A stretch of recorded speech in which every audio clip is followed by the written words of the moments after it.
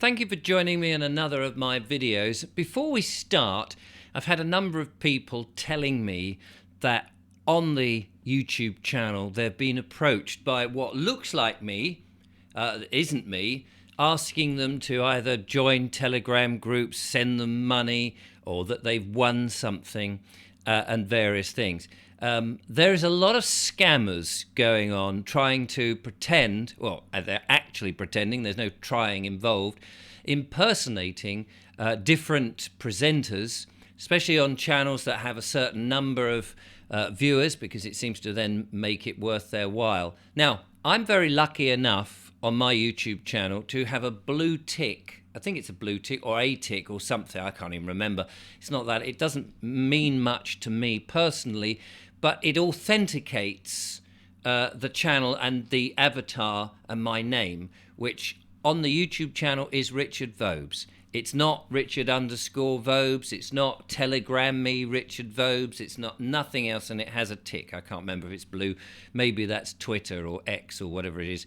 X and bacon. I don't know. I don't use Twitter. So I'm on Twitter, but I don't actively use it. If you like, I have an account, but I can't remember the last tweet I ever put, and I don't read it. But that's immaterial. So if you get one of these messages from somebody, it's not from me. I'm not asking you to WhatsApp me. I'm not telling you won a competition and all of that. It's that's a scam. Don't answer them. If you do, it's at your own peril. Like, it's so difficult to police. I do try to remove those sort of accounts. It's probably the 77th Brigade or scammers or who knows. I don't know. The second thing to say is, of course, this channel is for entertainment purposes only. I have a number of guests on here. And we're going to talk about an incident with one particular guest. And it's only fair to say, I think, that I believe people have the ability to think. We're all born with brains. People have got the ability to watch something and then toss up in their mind the pros and the cons, whether they want to do something or not. Mostly with the guests, I may enthuse with them and say, oh, that's interesting, I didn't know that. And I may sometimes think that it's a good idea based on what they've been saying. But of course, I'm coming to this from a journalistic kind of point of view. I'm not a journalist. I'm not being trained as a journalist or any of that nonsense. So I'm on a journey like most people are. I'm understanding my spirituality. I'm going down the rabbit holes and understanding what's going on in the world and all the various things, and we've spoken about many of those. I'm also interested now in solutions, and many of the guests that I have on are offering solutions, good, bad, or indifferent. And it's really just, from my point of view, to just put them out there. Now, I had an email from somebody yesterday evening who said to me, Richard, you're just telling lies. You know, you're spouting out a whole load of lies because they work in a different way in the area that they work. And because I offer people who have different viewpoints, they weren't very happy. And I think ultimately it's down to the audience to make up their own mind. It's not me to tell you in any direction which way to go with anything. So people do make all sorts of claims. Finally, before we move on, I just want to say thank you very much to everybody who supports the channel with your donations and all of that. It's and your comments and sharing and all of those things. It's really kind. I don't ask you to do that, and you do it, but it's very much appreciated, and it helps keep the channel going. So, yesterday, again, early evening, I had an email from a chap called Daniel, who has a YouTube channel called BlackBeltBarrister.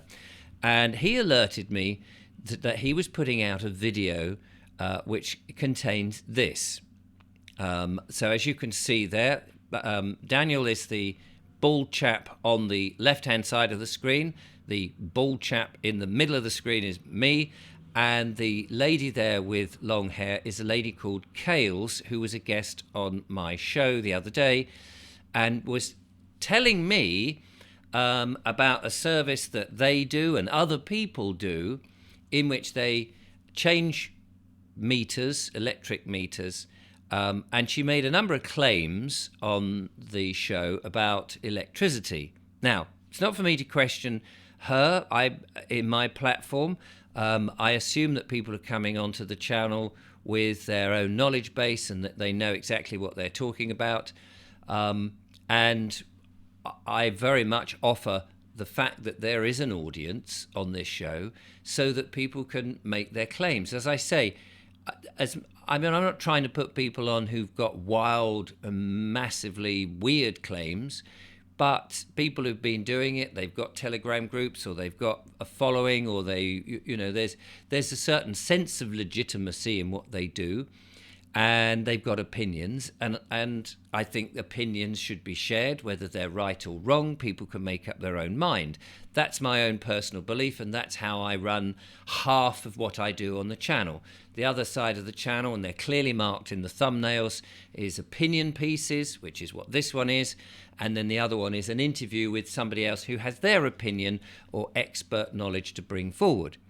Now, Black Belt Barrister Daniel disagreed with a number of the points, and he put together a video looking at my video, and I suppose you would call it a reaction video. Now, personally, I don't do reaction videos. I think they're sort of a bit lazy. They're an easy way of making content, but I know people do it, and I think he was trying to make a point on some of the legal aspects as he saw them. And again, it was his opinion. I don't think he was, it's not, in a court of law or anything, but he's just offering his opinion. Now, I am sure that Daniel and I would probably disagree on a number of issues about legal and lawful. And I've actually asked him to come on the show. I responded to the email that he said that he was just, as a matter of courtesy, was saying that he was putting this video out with my clips in it. And I said, feel free. I stand by my videos as a piece of entertainment, and if there's knowledge and use to anybody, then that's great. And I stand by my guests. I can't endorse their claims because I don't know, but I'm happy to offer a platform to people who, on the face of it, seem to be helping. Now, I don't know, because I've not done the service of changing my meters and stuff, and I'm learning all the time about living in the private and living in the public, and how law being lawful, do no harm, that sort of lawful, natural law, common law, God's law, if you like, and legal and legalese, acts and statutes. In my summing up, then there are two positions, and if you give jurisdiction or you agree by contract in the legal world, then there's their rules and regulations that you agree to. In the private world, there's a way of living that is more simple, more humble, more honourable, I would argue. We do seem to be in a corporate Britain. I say we seem to be. We are. There's corporations everywhere, and so much is hidden, and it's obvious to me that there's a lot of fraud going on. And partly I've got guests to explain where that fraud is, and I think it's important that we do that. Now, Daniel is obviously a member, I assume, a member of the Private Bar Guild, and is a barrister, so he works within the Acts and Statutes and has his rules and regulations to which he will argue the case for within the legal system. But I don't necessarily agree that that's the only system. As I just said, I think if you avoid the contracts and the jurisdiction, you're not in that game, the game of the legal fiction. However, it would be fascinating for him to come on the show and talk about how that works, because I would love to understand his views on the freeman of the land stuff and all of that. It'd be interesting, but I fear that he probably will decline because he may not be able to answer those sort of questions, or he may not want to come on my show. I don't know, but I would offer the most courtesy that I do to all my guests and listen to all their points. And not be combative. I would just try to understand certain concepts, what is right and what is wrong. Ultimately, to me, it's what is right and what is wrong, and that may be that you live in one of these legal systems or you don't, or you have joinder in certain bits or not. Now, I urge people to watch his video. Why not? I'm not here to slag anybody off. He didn't particularly criticize me at all, and I'm pleased about that. But he did question a lot of Cale's points. However, some of the areas that I would like him to have addressed is why, and he may not know, of course, and I'm not suggesting that he knows all the answers. One of the problems I think that we are in, and the need for people like Cales to offer a solution, whether it's legal or whether it's lawful, may be two different things. To me, it comes down to whether it's right or wrong, and whether it's human or anti-human, if you like, or human being. Human is a difficult word. Whether it's great for men and women or not. Because if we have an energy bill in which the government is able to force entry into your home and force you to have a device that you don't want, and that device has a Wi-Fi capability and is emitting electrical magnetic force fields, then and is a potential danger hazard, and there is no proof as yet that it is safe, then that's a very bad situation, I would say, for people to be forced to have a smart meter. And now a number of these utility companies are doing that.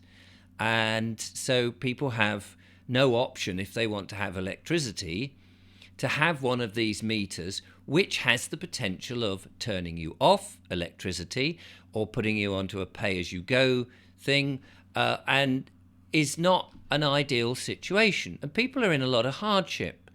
The other thing that I think is difficult for people is electricity is a monopoly. You can't, I mean, yes, you can go and sell little PV cells, whatever they're called, the solar panels, if you've got the money to do that and get sufficient electricity. You could possibly do that, but you may not be able to afford that. And although there is a number of these brokers, they're not actually supplying the electricity. I think Daniel was a little disingenuous when he said that they are suppliers, because they may supply the national grid, but it's the national grid that is feeding you and I. In the way that you might buy a T-shirt from a supermarket, the supermarket is supplying it. They haven't manufactured it, and they haven't manufactured the material, the cotton or the wool or whatever the garment is made out of. They may have supplied bits to the manufacturer who's then put it together and then sent it to the supermarket, who is the person who's then selling it to you. So I think that saying, I mean, he talked about a particular company who I won't name, they don't need the advertising, which he gets a kickback from by advertising. I don't try to advertise that in that way.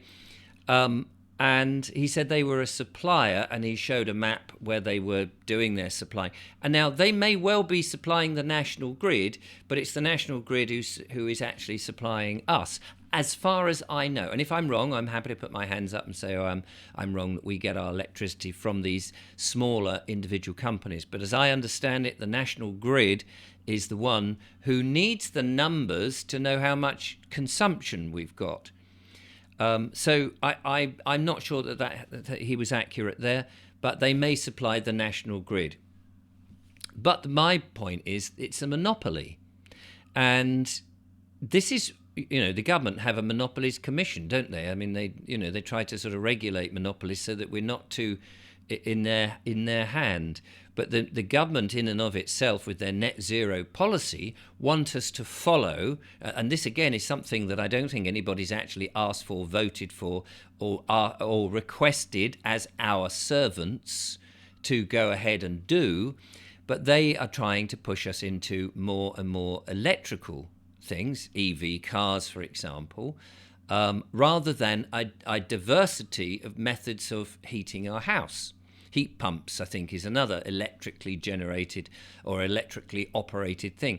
Now, if we go down the route where everything has to be electric, you have the monopoly even more, because there's only one source to get it from, and they control the cost of it. And if the cost of living is high and they're putting their prices up, it's very difficult. And some people are choosing between eating and heating. And that's not fair, and it's not right. It comes back to what is right and what is wrong. And I think it is wrong that a government will force people to use utility companies who are charging a lot of money, or force people not to have an opportunity to get their heating from different sources. We've seen in the energy bill, they want to take people's wood-burning stoves, coal-burning stoves, even your gas boiler away from you. Well, I don't think that is right. And so I think it's only fair that we push back against these tyrannical measures. Now, they may be legal. Some people may have decided that's what they're going to do, and they may have their system. But does that make it right? Does it make it human? Does that make it good for men and women of this country? And one has to ask, are these policies anti-human? Are they good for us or not? And I would argue that they're not particularly, because we don't seem to get the evidence very clear that there is a need for net zero, where it's in the ether that everything is bad on the planet and that its CO2 is the monster. But more and more people are coming forward saying, actually, it's not actually true. So I would like to see more evidence before they start making these ridiculous policies. So monopolies is one of those things. I've talked about smart meters. I've got a little list of items here I wanted to go through. Must be not suggest. Now, the other thing is that, of course, I get emails from people who also were criticising Kales and others who come on the channel, and they said, look, all this stuff in the freedom movement should be free. People shouldn't make money on the back of giving people alternatives. Now, of course, that's a ridiculous statement. Yes, if the truth is available out there, then people can find it for themselves by doing a bit of hard work. If they don't want to do the hard work and want to get that in a book, you would pay for a book. If you want to go on a course, you would pay for a course. And if people are earning money on the back of that, why shouldn't they? Now, if somebody like Kales or other people are changing meters, they're not going to do it for free because they've got to travel. It means they cannot work in another field if they're doing you a favour and perhaps, thousands of other people a favour. How do you expect them to earn a living? How do you expect them to pay bills? How do you expect them to buy food and provide for their family? So even though some stuff you feel it's in the freedom movement, as it were, or the truth movement, people say, but it should be free. It's probably, I find that argument very difficult, because you can go and find the information if it's just information you want, and that's freely available. But if you want to read a book about it, don't expect somebody to publish that book and print it off and send it to you in the post for nothing. I mean, it is a crazy argument. So I have no problem people making a living out of information that will help people. Again, it comes down to the audience to say, do I want to do that? Do I want to pay this? Am I prepared to pay that to have this happen, or read that book, or have my meter changed, or learn on a course? It's down to people. No one's forcing anybody to do anything. But some people think that it all should be free. But we all have bills to pay, whether that's putting food in our mouth or what have you. So I think that's pretty much all I wanted to say on this. Please watch out for the scammers pretending to be me. And you do your own due diligence on these things. I present guests who've got different way of doing things. You need to have a word with them if you want to follow their advice or do what they want. The YouTube channel here is just to bring in different opinions, And it's down to you, really. And, you know, if somebody else like Daniel or others make a reaction video, I don't really have that much of a problem with that if they're not being rude and discourteous about the people. And they may be questioning what they're saying, and I have no problem with that.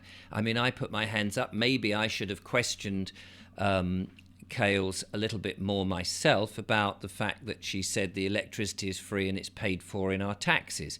I grant you, I didn't answer that, ask those questions because I was very keen to learn about other aspects of it, and that may have been erroneous of me. I'm not a professional, as I say. So I will continue to bring interesting guests as much as I can on all sorts of different issues, and people may question them. They have every right to come on the show and make their claims, and they may not be, in some people's views, lawful or legal. But to me, I'm only interested if I feel it's right and it's helping people. But of course, people have got to make their own mind up and work out, do they want to do this? Do they fully understand the implications? And that's really all I'm saying. So thank you very much. I didn't mean to go on and on and on about it, but I wanted to make that absolutely clear. And until next time, thank you for watching.